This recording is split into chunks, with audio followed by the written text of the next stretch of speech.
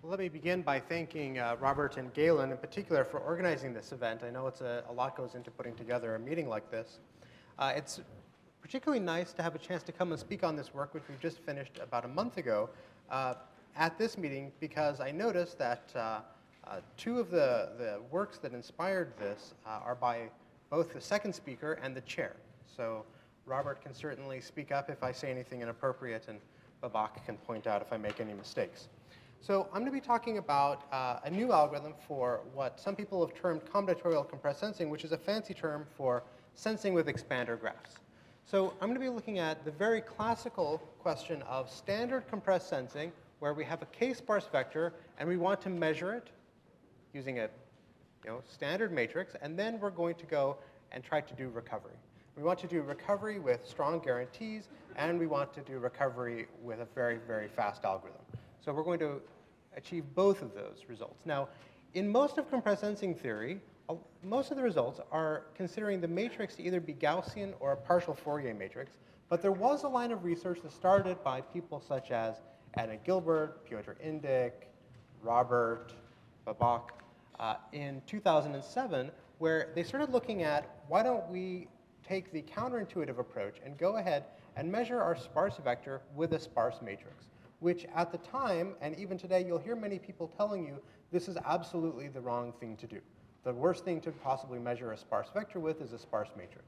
And we're going to see that that's certainly not the case, provided you have the right kind of structure built into your sparse matrix. So what are the goals that one would have with having a sparse matrix? We're going to choose particularly the adjacency matrix of an expander graph. Well, we could generate the matrix cheaply. That's not such a big deal. We can apply the matrix or its transpose in time which is linear with the dimension n. There is going to be a constant. This constant, d, is going to be the number of non-zeros per column of the matrix. And we're going to have that fixed, so it is not going to scale with the problem size. So asymptotically, you have a linear number of measurements, which is even a little bit faster than for the partial Fourier case.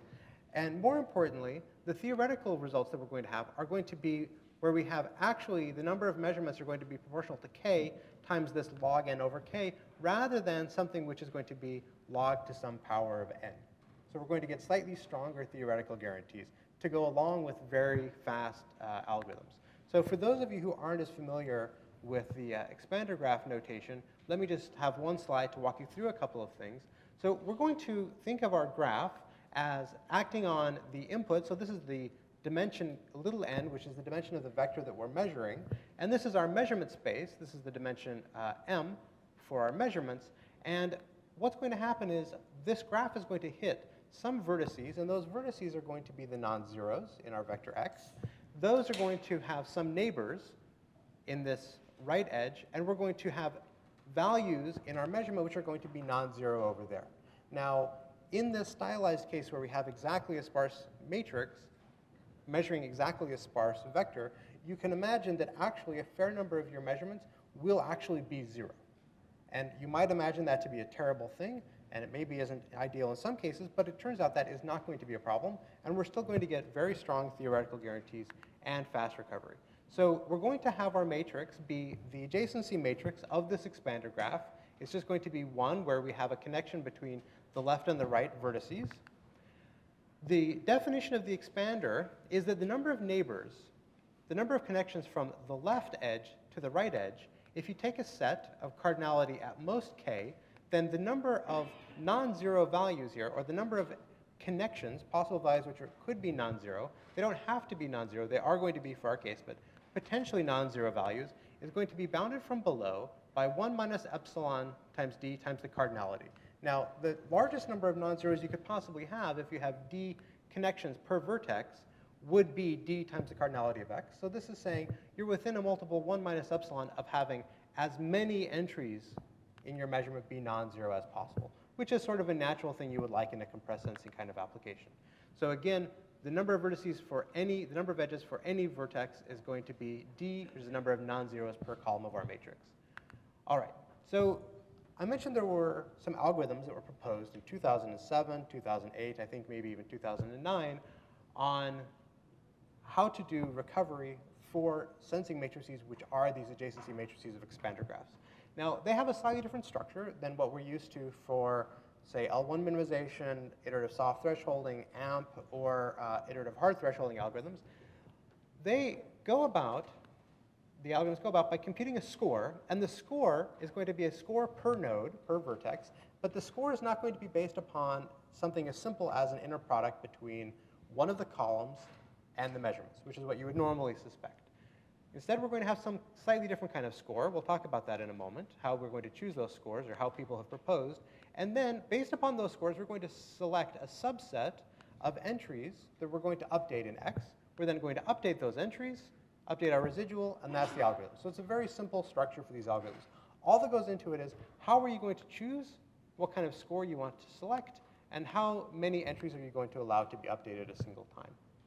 Okay, now here are the precursor algorithms, with the exception of I'm not discussing L1 minimization, but one can discuss L1 minimization. The first work by Gilbert, Strauss, Indic was on L1 minimization. So there are 4 algorithms here. These first two, SMP and SSMP, were by Berindi and Indic, and one co-author for the second.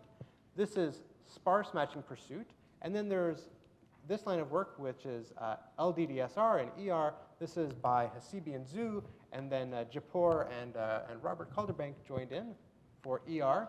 Now, these first two compute the score by looking at a question of whether they would reduce the L1 norm of the residual, which is not surprising given that these authors at the time were thinking about L1 minimization as the alternative algorithm to compete with this.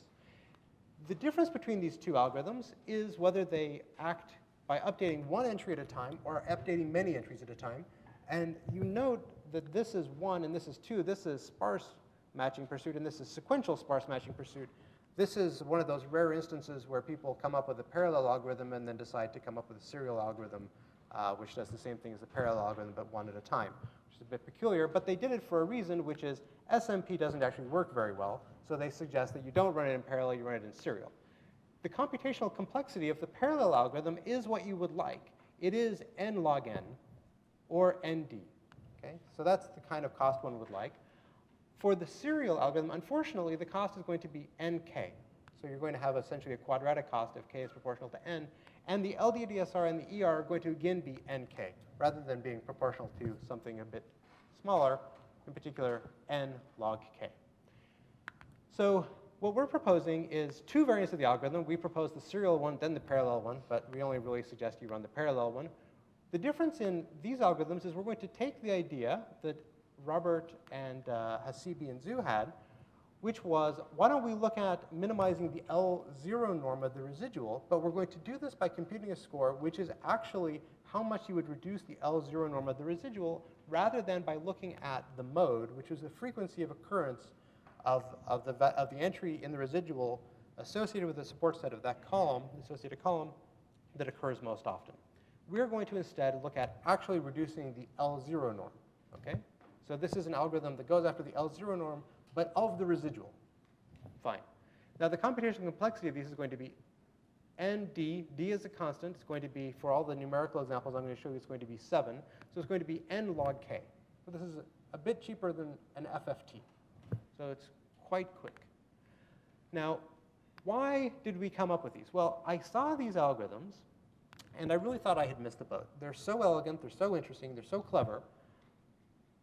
But when I tried running them, it turned out they didn't work as well as I had hoped. So the SMP works extremely well. It's very fast when it works, but the region where it works is not very large. Okay. These other algorithms, unfortunately, they weren't competitive. We could never make them competitive with the other algorithms that were already out there, the iterative hard thresholding and the AMP kind of algorithms. So as a practical matter, this is the algorithm that would possibly be of interest to run, but it didn't work very well, and these were just too slow. And what we've come up with is something which is a sort of niche middle ground between these two that takes advantages of the best of each world, of the best of properties of each of these. Now, one other thing that's come out of this that's a bit surprising. So when you see a statement like this, you should suspect that I'm brushing lots of things under the rug, and I am to some extent. The number of measurements is going to be approximately 3 times k, irregardless of the undersampling rate, which is pretty remarkable. Now, that's the kind of thing that we are familiar seeing in model-based compressed sensing, and in some sense, what we're going to be doing here is sort of like model-based compressed sensing. Okay, so here's parallel L0. All we're going to do is we're going to look at each node. We're going to look at the node, and we're going to check, is there a value? Now, we're going to have only D values we could possibly check, because the values that we could perturb in the residual for modifying a particular column are only D entries. Is there a value that would reduce the residual by at least a certain amount? And that amount could be 1 or 2. In our numerical examples, we use 2. In the theory, we use something which is slightly larger, and I'll explain what that is as we go along. And once you've done that, you check to see how much you would reduce the residual. Everything that would reduce the residual by at least alpha, we update all of them simultaneously. Okay?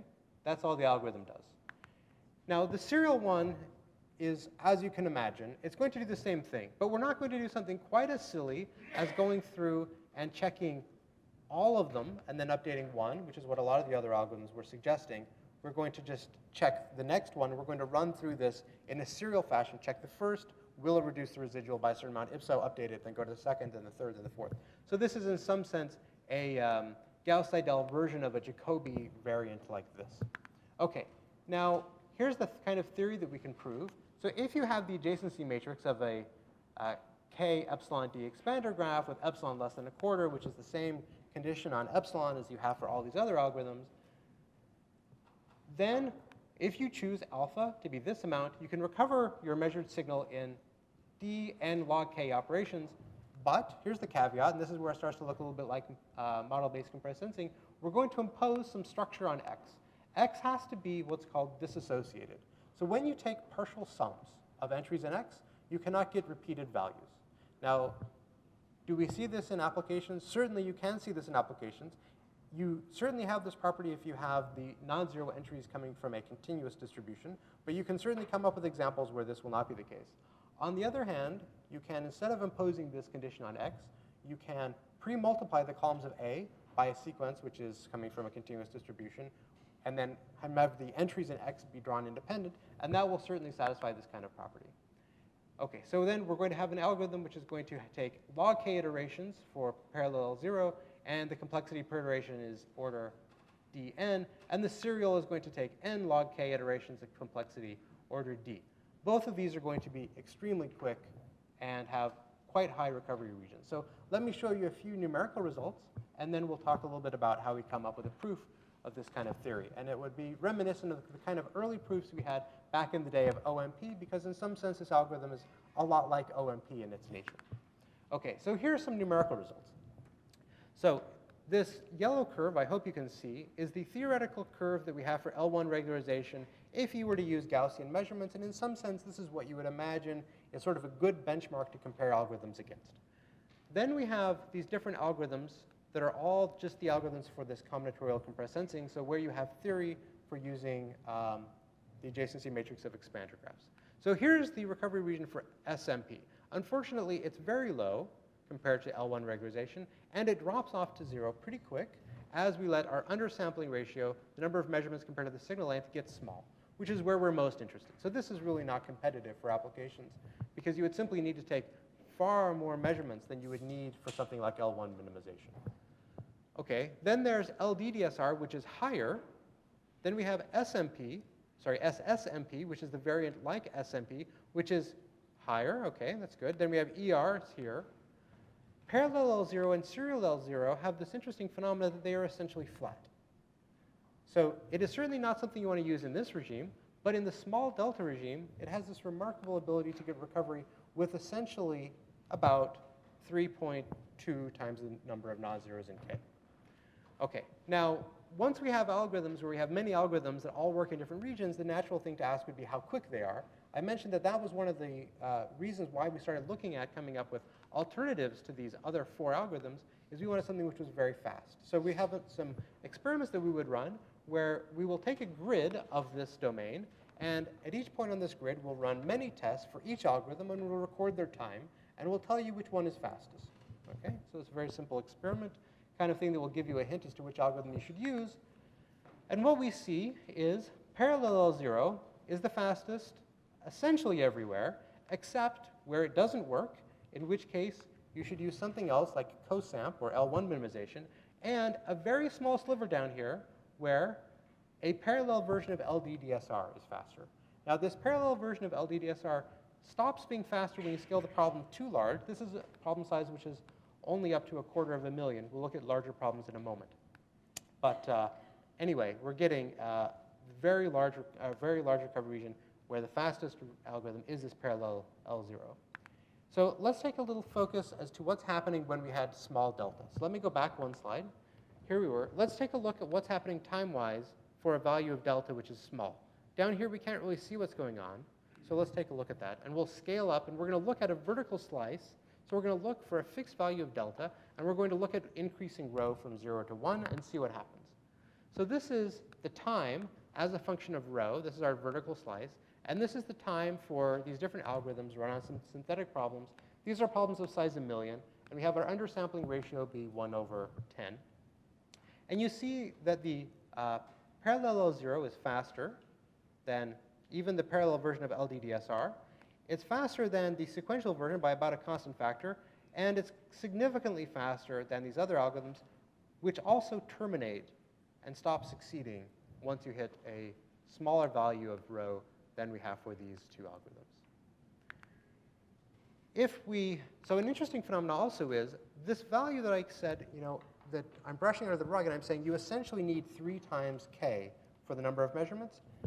You might wonder, well, what if you take delta to be even smaller? Let's not have it be 1 over 10. Let's make it really small. So here's delta at 1 over 1,000. And if the problem is too small, so these are results just for parallel L0. This is the case of 2 to the 22. The algorithm does stop working at a value of rho which is smaller, but when you scale the problem up, there we're getting closer again, and then go up to 2 to the 26, so now we're solving problems of 67 million, and we're back up to the phase transition we saw before. So this flat behavior does seem to actually be what's going on. By the way, when I say it's quick, it's very quick. So this is 67 million for the largest dimension at the case where it's absolutely the slowest, and there it's taking about 2 seconds. Now, how does the theory work for this kind of an algorithm? Let me see, how am I doing time-wise? 10 minutes, good, just right. So let's go through roughly the proof of what's going on here very quickly. So what we're interested in knowing is how the algorithm is going to behave. And how the algorithm behaves is very simple. It's always going to select an entry which is exactly corresponding to having a value from x that we can read off from the residual. And because of that, we will select the corresponding correct column with the correct value, and we will just update it in exactly the kind of way you're used to with things like OMP. That's all the algorithm is going to do. It's never going to make a mistake. It's going to get the correct entry every single time. Now, and that's why, of course, it's going to take log k, number of iterations. How do we see these kinds of properties? Well, if you look, and you look at a value in the residual, it has a unique combination coming from the sum of some entries in x. And the fact that it's what I refer to as dissociated means you couldn't get this value from any other combination of entries. Okay? So that means that it's going to come from intersections of support sets from columns. And since the column has at most d non-zeros, when you take these intersections, the most you're ever going to see a non-zero value in the residual is going to be d times. Okay, so we're going to look at the residual, and we're going to start looking for values that occur more frequently. Okay, well, how frequently? Well, what about if we were to have 2 columns? What would happen with 2 columns? The reason we want 2 columns is it'll tell us the answer for larger numbers of columns as well. If we have 2 columns, then the number of entries that we would have that could occur due to that intersection would be no more than 1 minus 2 epsilon times d. So if we go and we measure and we see that we have more than this, it could not come from the intersection of 2 columns. And of course, it couldn't have come from the intersection of more columns, because that would have, of course, fewer than if you were to have 2 columns. Okay, fine. It's exactly what you would expect. And the proof is very simple. The intersection of 2 columns, this is just the property of it being an expander graph. And then here's where we impose that epsilon is less than 1/4 to get this condition that we have that the intersection is no more than 1 minus 2 epsilon times d. Okay, so this is nearly the last part of the theory. So If we go, this is what I claimed at the start of the discussion, if we go and we look at a value, and it occurs more than 1 minus 2 epsilon d times in the residual, when we look at a particular column, so we take a column of A, we look at the residual where the support set of that column is non-zero, there's going to be d values there. If those values occur more than 1 minus 2 epsilon d times, the same value, then that is actually just a value from X, and it's coming from the jth column of A. So we would just update that and we would never have a mistake. And the reason behind it is exactly as I said before. So the values you would have would come from intersections of these sets, and at the least the intersection would be, so either you have a singleton, so it comes that it's just exactly a value, or it's not. If it's not, if it's coming from more than one, then you would have at least two intersections, and that would give you that you would have less than 1 minus 2 epsilon d, but we've claimed it's more than that, so that's our contradiction, so it's going to be a correct value. Now, to get so that tells us that the algorithm is never going to make a mistake. To get the linear convergence rate, we need a little bit more. So to get the linear convergence rate, what we're going to do is we're going to say, at the nth iteration, let's let TL be the set of vertices that we're going to update. We want to make sure that this is a large enough fraction that we get few iterations of this algorithm. And SL is the support set of the error from our residual at that point, but the support set in X. Okay, so we're going to look at the residual. Now, it's trivial to bound the reduction in the residual from above by simply saying, well, at most we're going to update TL, cardinality of TL, number of entries, and they have at most d entries per column. So the most we could possibly reduce the residual is by d times the cardinality of TL. Now, bounding it from below is a little trickier. Of course, there's the trivial bound that if the number of values that we're going to see for a repeat to indicate that it should be in the set TL and that we are going to update it as alpha, then at least we will reduce it by alpha times cardinality of TL. But we actually need to reduce it by a bit more to get the linear convergence rate. And we do get a little bit more. And the reason for this is when you look at the condition of it being an expander graph, where the number of non-zero entries is going to be 1 minus epsilon d times the cardinality of SL in this case, you can see that if you were to spread out the alpha entries exactly uniformly to minimize this so that you had the fewest entries being reduced per iteration, that would correspond to actually getting every entry correct in the first iteration. So what you do is you take an entry away from each that you don't select, and that gives you this little bit extra of reduction. And then if you just use this upper bound and this lower bound and you solve, you get a reduction which is linear. Okay, so that's it. We have an algorithm which has strong provable theoretical guarantees, provided you don't have noise. It has the nice ability to do something which is somewhat similar to model-based compressed sensing. It is robust to L-infinity noise. If you have a bound on the L-infinity noise L-infinity of the noise, then that's completely trivial. You just use the entries that are within a certain bound or equivalent. You have an equivalence class, and it follows through trivially. Unfortunately, what we don't know is whether this algorithm is stable to additive noise for something like Gaussian noise, which is, of course, something one would like to know. Robert? Thank you very much.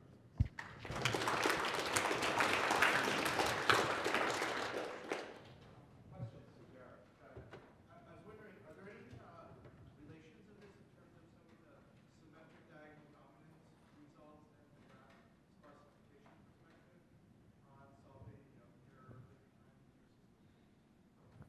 I don't know. I'd be happy to talk about it, but it's not something I know. Okay. So Jared, how does this relate to the model-based expanded work I had looked up? Yeah, so I looked at that. It's different in that we're not reducing the number of sets that you're looking for. We're just making them easier to find. So in the model-based, the normal model-based compressed sensing, you reduce the number of support sets in some way. Right, but for the expanders, we have a specifically model-based expander. Yes, I know. So what you've done is you've taken the algorithm EIHT, which is otherwise known as SMP, it's the same algorithm, and you have reduced the number of possible support sets by imposing some kind of structure, right? Yeah, so this is different in that we don't reduce the number of possible support sets. We make it so that it's easy to find the correct support set because they're trivial, because they're dissociated. So it's a bit different in that sense. How does it compare? Algorithmically, I mean, like based